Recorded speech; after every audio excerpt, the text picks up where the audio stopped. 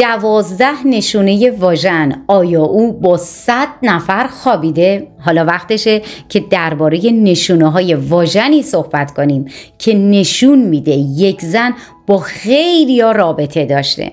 آیا واقعا میشه از روی ظاهر واژن این رو فهمید؟ بیایید با هم بررسی کنیم. به نظرتون این نشونه ها چه چیزهایی رو درباره اون زن نشون میده؟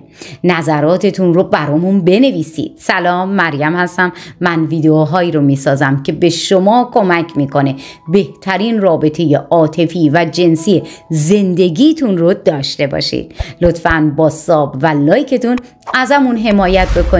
با من همراه باشید. همتون رو دوست دارم.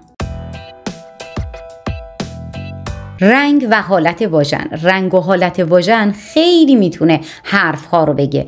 اگر رنگ واژن خیلی تیره یا خیلی روشن بشه، این میتونه نشونه ای از تجربیات جنسی زیاد باشه. طبیعیه که رنگ واژن به مرور زمان تغییر بکنه، اما اگر این تغییرات به حدی برسه که به نظر غیر عادی بیاد، ممکنه نگران کننده باشه. حالت واژن هم مهمه. یعنی اگر احساس کنی که واژن شل شده یا خیلی نرم شده، این میتونه به خاطر تجربیات جنسی متعدد باشه. خانم‌ها معمولاً باید تمرینات لگن رو انجام بدن تا عضلات واژن رو تقویت بکنن. این تمرینات میتونن کمک بکنن تا واژن حالت خودش رو حفظ بکنه و احساس شل بودن یا کم حس بودن رو نکنه. وجود زیگیلای تناسلی. زیگیلای تناسلی یکی از نشونه‌های شایع عفونت‌های مقاربتی هستند. اگر زن دچار زیگیلای تناسلی بشه، این میتونه نشونه وجود ویروس HPV باشه که معمولاً از طریق روابط جنسی دیگه منتقل میشه. وجود این زیگیل‌ها باید جدی گرفته بشه و نیاز به درمون داره. اگر درمون نشه، میتونه به مشکلات جدی‌تر منتقل بشه و به دیگران هم منتقل بشه. عفونت‌های مکرر. عفونت‌های مکرر مثل عفونت‌های قارچی یا باکتریایی میتونن نشونه ای از روابط جنسی متعدد زن باشن. این عفونت‌ها معمولاً از طریق تماس با شریک‌های مختلف جنسی ایجاد میشن. اگر زنی به طور مکرر دچار عفونت بشه، این ممکنه به خاطر عدم رعایت بهداشتش یا عدم استفاده از روش‌های پیشگیری باشه. این عفونت‌ها میتونن روی سلامت عمومی زن تأثیر منفی بذارن و اگر درمان نشن مشکلات جدیتری رو به وجود میارن. اگر میخوای اطلاعات بیشتری در مورد اینکه زن با مردای زیادی خوابیده رو به دست بیاری، ویدئوی از کجا بفهمم که زنم با مرد دیگه خوابیده رو میتونی ببینی. پیشنهاد میکنم ببینید. لینک ویدئو رو براتون میذارم، در انتها میتونید ببینید. حالت ارتجاعی. اگر واژن به شدت شل بشه، این میتونه نشونه ای از فعالیت‌های جنسی زیاد زن باشه. حالت ارتجاعی واژن خیلی مهمه، چون باید بتونه خوب منقبض بشه و منبسط بشه. اگر زن از تکنیک‌های مختلف هم استفاده کنه یا تجربیات جنسی متعددی رو داشته باشه، ممکن هستش این حالت تغییر بکنه. واژن‌های شل ممکنه نتونن خوب تحریک رو به وجود بیارن و حس رو به طرف مقابل منتقل بکنن. پس باید به سلامت خودتون توجه بکنید و عضلات رو تقویت بکنید. ترشحات غیر طبیعی. ترشحات واژن میتونه نشونه مهمی از مشکلات بهداشتی باشه. اگر ترشحات غیر عادی رو دیدید، میتونه نشونه از عفونت یا مشکلات بهداشتی باشه. اگر زنی به طور مکرر با ترشحات غیر طبیعی مواجه بشه، این ممکنه به فعالیت‌های جنسی متعدد و عفونت‌های مقاربتی مربوط بشه. این ترشحات معمولاً رنگ و بوی خاصی رو دارن که عادی نیستن. پس در این مورد مراجعه به پزشک ضروریه تا علت مشخص بشه و درمان مناسبم انجام بشه. خیلی خوشحالیم که اینجا هستی و به کیفیت زندگیت اهمیت میدی. انتخابت درست بوده. ویدیوهای ما میتونه راهنماییت بکنه، پس با ساب و لایک ازمون حمایت بکن تا بیشتر دیده بشیم. حالا بریم سراغ ادامه ویدیو. بوی غیر طبیعی. بوی غیر طبیعی واژن میتونه نشونه‌ای از عفونت یا عدم بهداشت باشه. اگر بوی بد یا ناخوشایندی به طور مکرر احساس بشه، ممکنه نشونه‌ای از روابط جنسی متعدد باشه. این بو معمولاً به خاطر باکتریا یا عفونت‌ها ایجاد میشه و باید جدی گرفته بشه. بوی طبیعی واژن معمولاً ملایم و عالیه و هر گونه تغییرات قابل توجه باید در نظر گرفته بشه و بررسی بشه. خارش یا سوزش مداوم. وقتی زنی احساس خارش یا سوزش مداوم در ناحیه واژن میکنه، این یک نشونه‌ای هستش که ممکنه دچار عفونت باشه. این عفونت ها میتونن به خاطر باکتریا یا قارچ ها باشن و میتونن روزمرگی زن رو هم به شدت تحت تاثیر قرار بدن.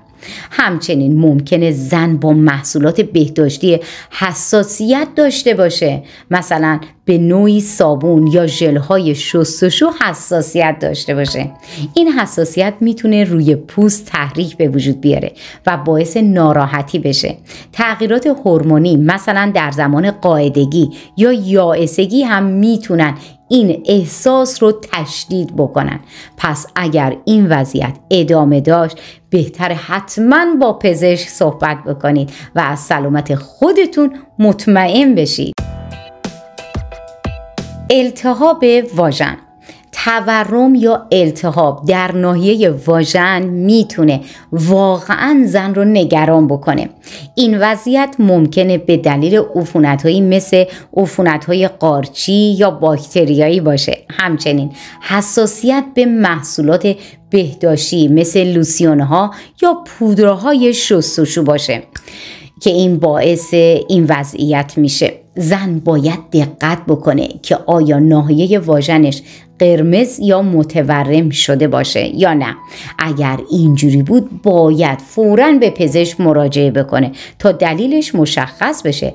تماس با مواد شیمیایی مثل اسپریا هم خوشبو کننده ها هم میتونه التهاب رو در اون ناحیه به وجود بیاره. برای جلوگیری از این مشکلات بهداشت شخصی و انتخاب لباس مناسب خیلی مهمه. عفونت‌های مکرر دستگاه ادراری. زنایی که با مردای زیادی رابطه دارن میتونه به دلایل مختلفی براشون این اتفاق بیفته. وقتی یه زن با چند نفر در رابطه هستش، احتمال اینکه باکتری ها و قارچ ها بهش منتقل بشن خیلی بیشتر میشه. اگر در این روابط بهداشت رعایت نشه، خطر عفونت خیلی بالا میره. میتونه باعث بشه که سیستم ادراریشون آسیب ببینه و عفونت های مکرر بروز بکنه. ضمن اینکه استرس و فشار روحی هم در این ارتباط به وجود میادش. میتونه سیستم ایمنیشون رو هم ضعیف بکنه و فرد رو بیشتر مستعد عفونت بکنه. احساس درد در رابطه جنسی. اگر زن در حین رابطه جنسی احساس درد میکنه، این میتونه نشونه‌ای از آسیب یا التهاب باشه. این درد معمولا ناشی از خشکی واژن یا کمبود تحریک. خانم‌ها باید به نیازهای جسمی و عاطفی خودشون توجه بکنن. اگر این درد درمون نشه، میتونه روی تجربه جنسی و روابط آیندهشون هم اثر منفی رو بذاره. خستگی جنسی واژن یه واقعیت مهمه. خستگی جنسی واژن یکی از موضوعاتی هستش که ممکن هست خیلی از زنان تجربه بکنن. این احساس میتونه ناشی از دلایل مختلفی باشه. وقتی صحبت از خستگی جنسی میکنیم در واقع به یک نوع احساس کاهلی یا عدم تمایل به برقراری رابطه جنسی اشاره میکنیم. یکی از دلایل اصلی خستگی میتونه فشارهای روزمره زندگی، استرسای کاری خانوادگی یا مشکلات حتی خانوادگی یا حتی مسائل عاطفی میتونه باشه. روی میل جنسی اثر میذاره. وقتی فرد خسته یا تحت فشار باشه طبیعتاً تمایلش به رابطه جنسی هم کاهش پیدا میکنه. همچنین ارتباطات مکرر و تکراری هم میتونه به این خستگی دامن بزنه. وقتی که زن با شریکای مختلف رابطه داره و این روابط بدون عمق عاطفی هست ممکنه به زودی احساس کاهلی بکنه و خستگی بکنه. تنوع و احساس نزدیکی در روابط جنسی خیلی مهمه. حالت پوست پوست واژن هم میتونه نشونه ای از فعالیت‌های جنسی باشه. اگر پوست واژن خیلی خشک یا ملتهب بشه ممکنه نشونه ای از کمبود تحریک یا تجربیات متعدد جنسی باشه. حالا نوبت شماست. به نظر شما چطوری از روی واژن بفهمیم که یک زن با خیلی از مردا خوابیده؟ اگر تجربه ای دارید با ما در میون بذارید. حتما لایک کنید و برای دیدن ویدئوهای بعدی هم کانال رو سابسکرایب بکنید و زنگوله کنارش رو بزنید. شاد باشید.